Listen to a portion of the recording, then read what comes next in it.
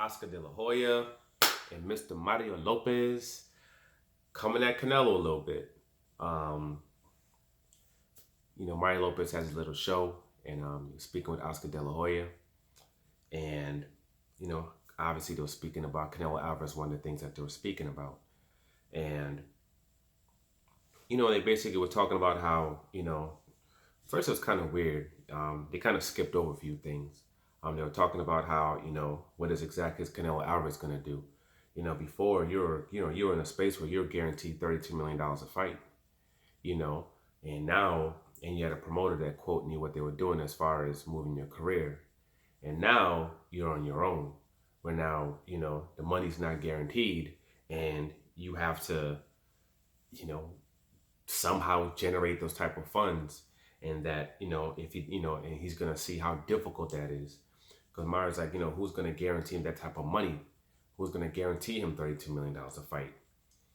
Completely skipping over the fact that the reason why he's left Golden Boy is because he no longer was guaranteed $32 million a fight, because DAZN all of a sudden trying to cut his pay in half to $15 million a fight.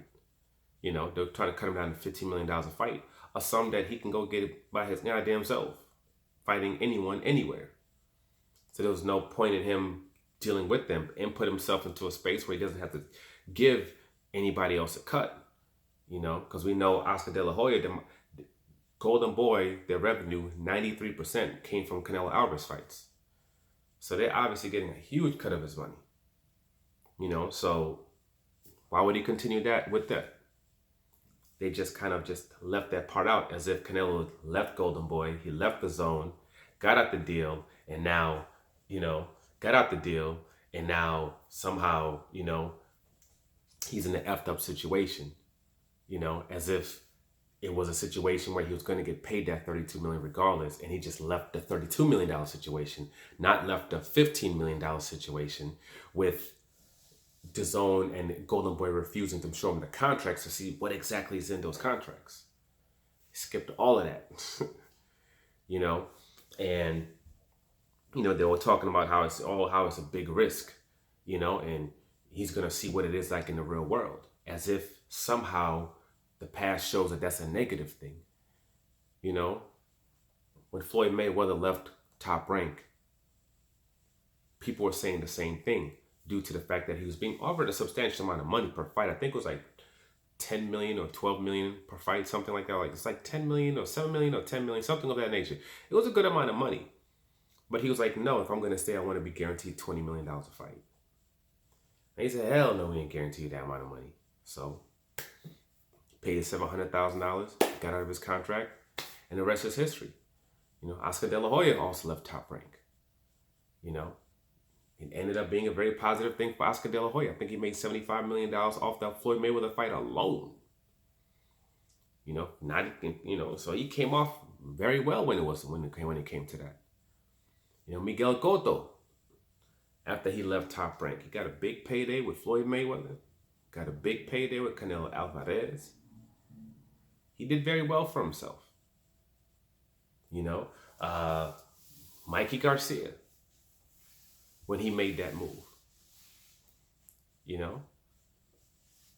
With Earl Spence fight, the $7 million he got from DAZN, not including all the money he made from the fights like Easter and the other people that he fought since he's been with Al Heyman. Andy Ruiz, off the rip, worked out very well for him. But somehow, when it comes to Canelo Alvarez, somehow he's going to suffer in this particular situation. Somehow it's going to be hard for him.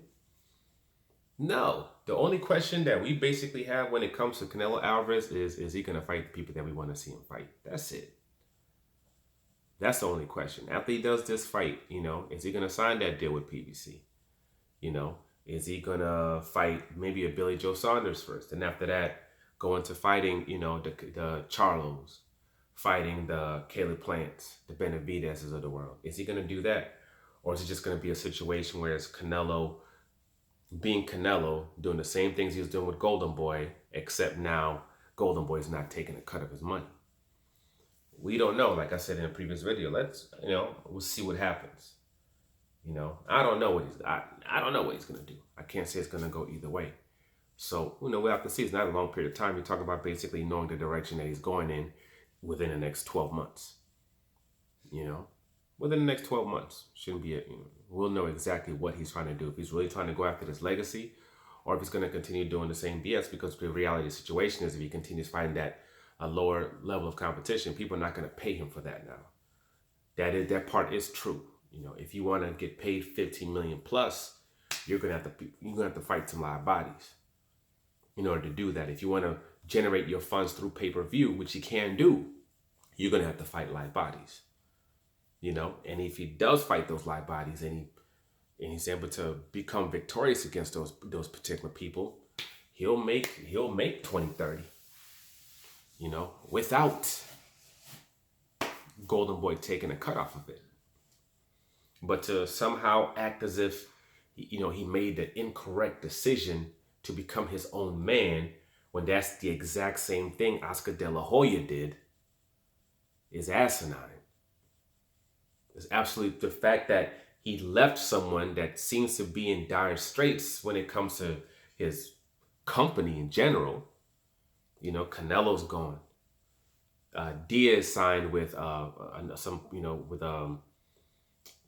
MTK Global.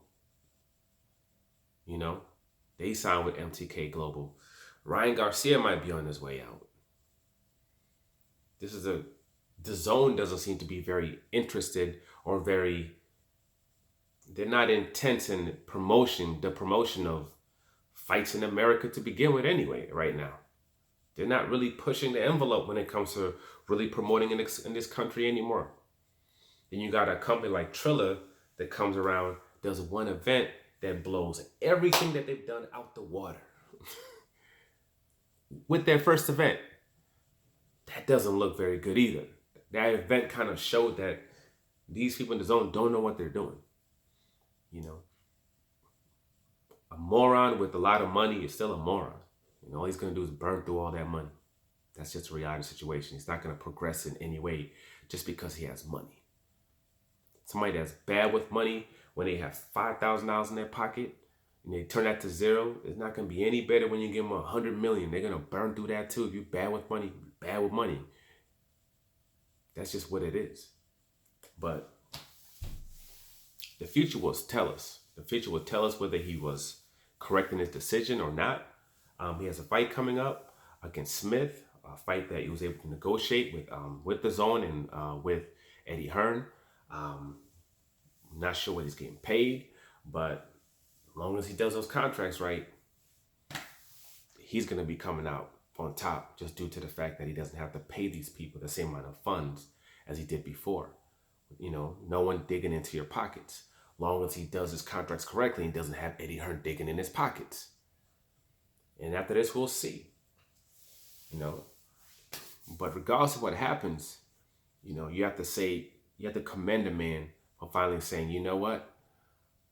I'm going to take that risk, and I'm going to stand on my own too. I'm going to be my own man, without being burdened by other people and make the decisions that I want to make, do what I want to do, and have me reap all the benefits instead of somebody else reaping the benefits off my hard work. But we'll see. But for now, like, subscribe, share. I'm out.